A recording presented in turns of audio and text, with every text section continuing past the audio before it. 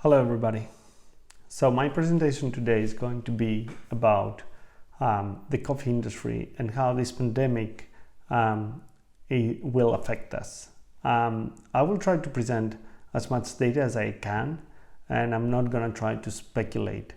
The only thing that I'm going to do is I'm going to present you facts for you to make decisions and make your own calls on how this might go forward.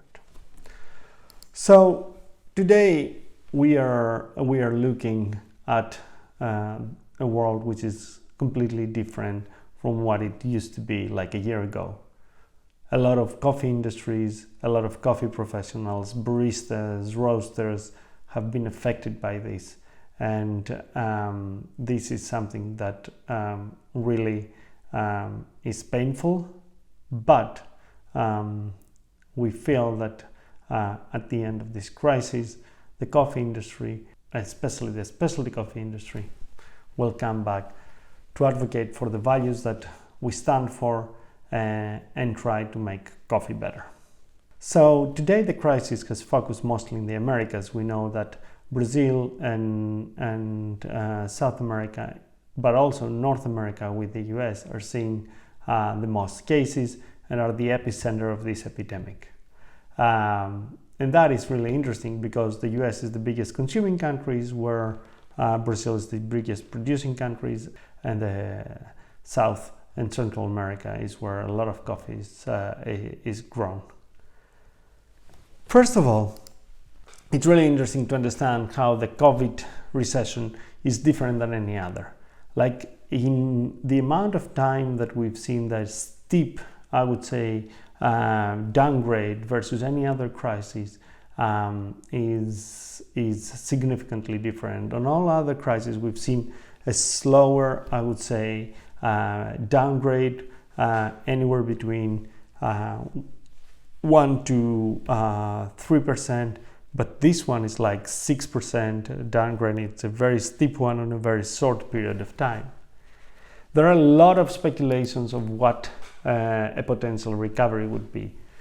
The IMF has said that we're going to see, if 100 was the Q4 of 2019, we're going to see a minus like 15% in the advanced economies, a minus 10%, 8% in China, but in total we're going to see around a minus 7% for the world. This is a scenario that speaks with just one, I would say, wave of this pandemic and not a double hit. What is really interesting, that there has been no other crisis since 1871 that has affected so many countries around the world. The amount of countries that are expected to face recessions in 2020 is way above 95%. On projections about the world economic outlook from the International Monetary Fund, we see that we expect a minus almost 5% for 2020 and then a 5.5% growth in 2021. What is really interesting though here is that we see that China goes down from 6.1 to 1%, and then we see a growth to 8.2%, and then major producing countries like Brazil, we've seen a minus 9.1% for 2020. All those organizations are forecasting just one hit, but OECD made a scenario where, first of all, we have a double hit, and then we don't see quite a V-shaped recovery. And I believe Professor Alfaro had a more thorough analysis on this one, but also shows what we call an L-shaped recovery, so a slower recovery. And that shows that for at least 2 years, we will not go back to what we were at Q4 of 2019. That is a very interesting analysis. And based on that, we can see how GDP is going to be affected in each country. What is really interesting that if we do have that double hit, we see that for major economies like India, the amount of recession, like the percent of recession, is going to be double than the single hit, and that is a critical one. I was also trying to understand how that double hit will translate when it comes to GDP, but also trying to understand how the differences look when it comes to emerging markets and advanced markets, and most important when it comes to government debt versus GDP.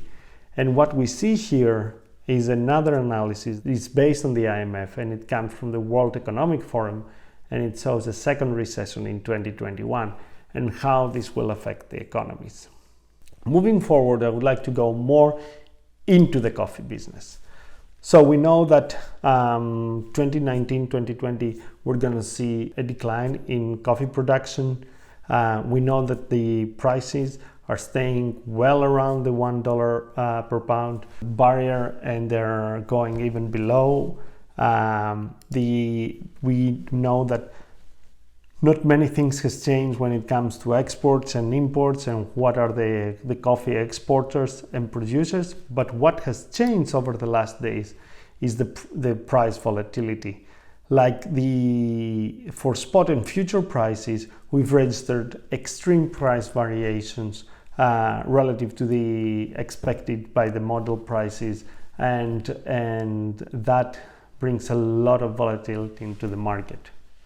Another interesting factor when it comes to producing countries is data that we've got from Veritas on their global insight, and they had that what are the greatest concerns about farmers. And we know number one, it's health concerns for their communities, because this is how they source pickers and other people that are involved in supply chain.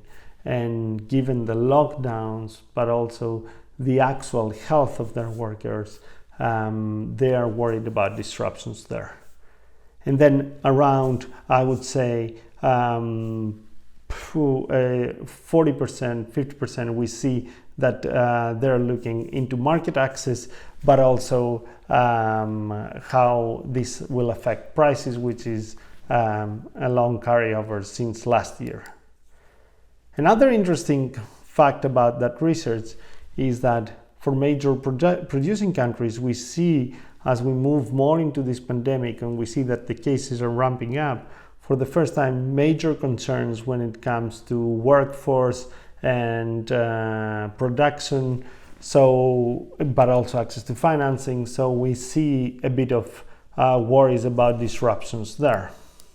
We also know that for next year, the forecast for production for Brazil is significant, and we are expecting to see a record world production, which will of course jump the stocks up, because we know that 2.4 million bags was less the production this year, but the bean exports were lower by 3.4 million bags.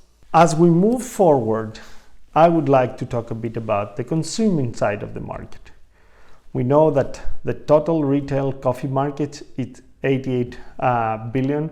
We know that for the roast and ground, which is mostly the business when we're talking about specialty coffee, as well as some coffee pods, we've seen significant growth over the last years, and that led also to a significant consolidation within the industry. We know that three players, Nestle, J&B, and Lavazza, have made significant acquisitions over the last 6 years, 6 to 8 years, and we know that new players like Coca-Cola from the beverage industry are coming into coffee. What is really important though with what is happening, and to keep in mind, is what is happening with out-of-home consumption and retail. We know that volume was always on the out-of-home consumption, on the retail consumption, but the value was also on the out-of-home. So the shift now that we're hearing a lot, that a lot of the consumption is shifting from retail, from out of home to retail, doesn't necessarily mean that the value goes along. So we might see in the near future a downfall on the value of the industry. Having said that, I would like to go a bit more into consumer and how the consumers are affected by this crisis. What is really important is that around 70% of the consumers are looking into lower disposable income. Either they have already been affected by this crisis or they will be affected.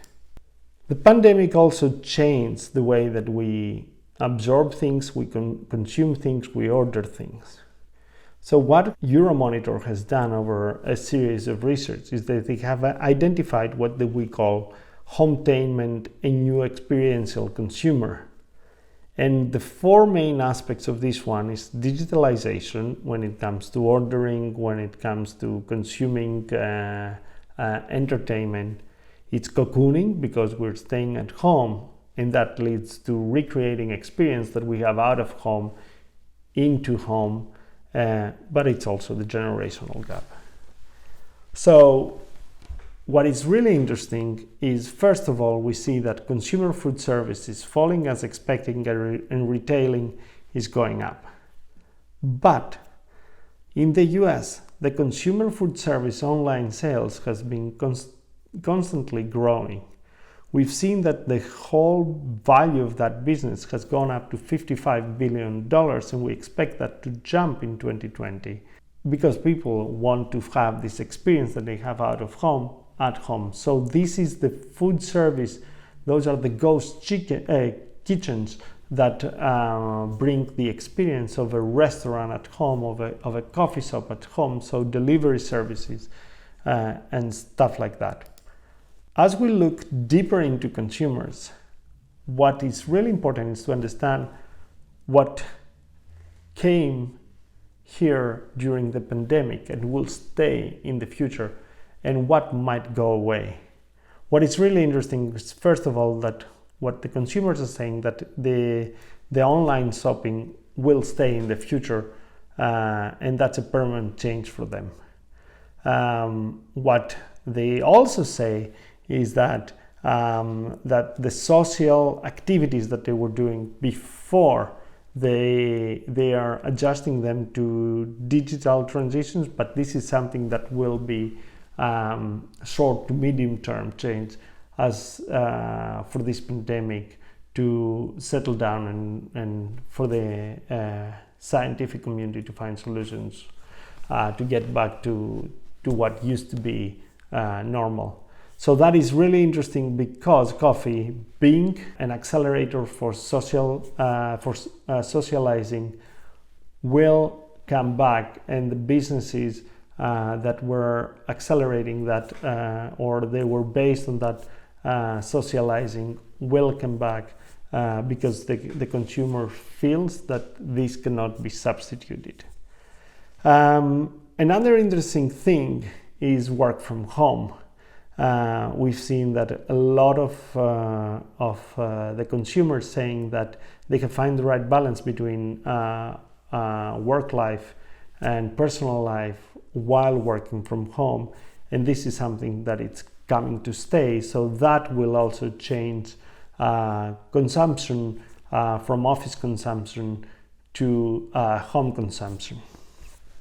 Now, Euromonitor went on and focused on what it will actually change on the coffee industry. And they have found that there are short and long-term effects from COVID. They know that the short-term effects are mostly focused on channel shifting, on stockpiling, and recessionary effects, which is as expected. But long-term, they see a rise of at-home consumption for coffee and struggling from premiumization. That comes because the consumer will shift the way they are consuming coffee and by going to home consumption, that means it goes mostly into retail. If we see that in the short term, it means that a lot of people will move from food service or institutional consumption, as they call it, with offices and homes, to retail.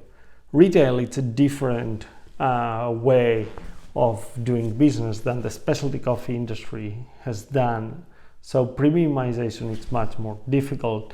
The shelf space is given, the players are too many, and the major players, they have the ability to have I would say an easier route to market than the smaller players, being that their setup, their route to market, I would say practices are much more efficient to address that than the smaller players.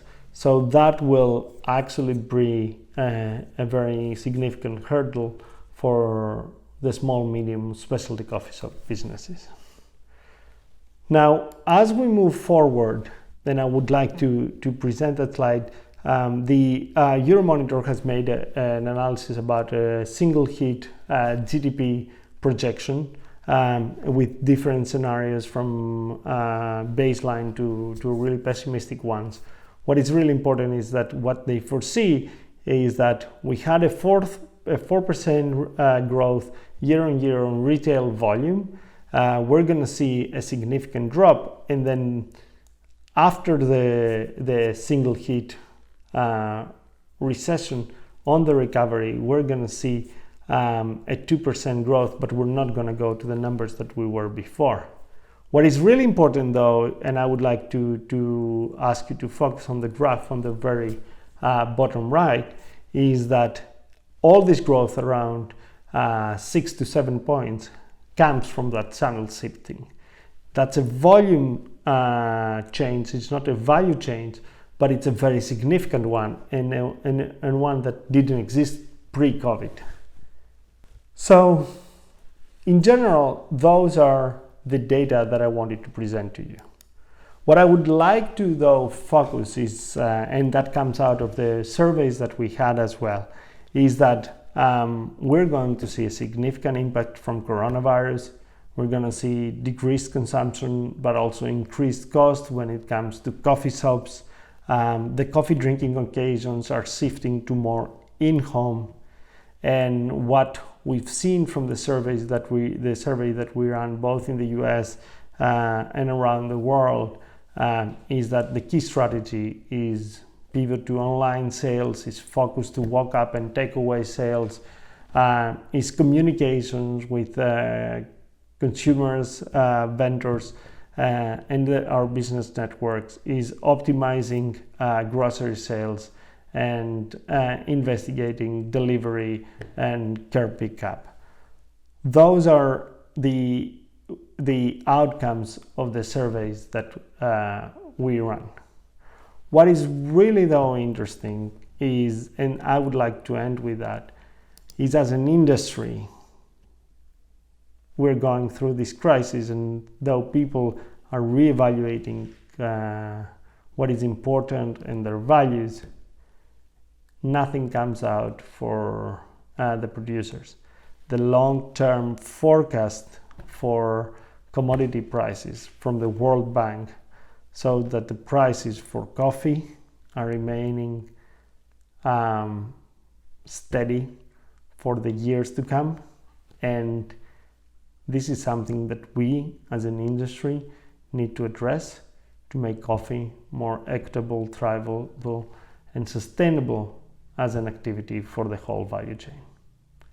Thank you very much.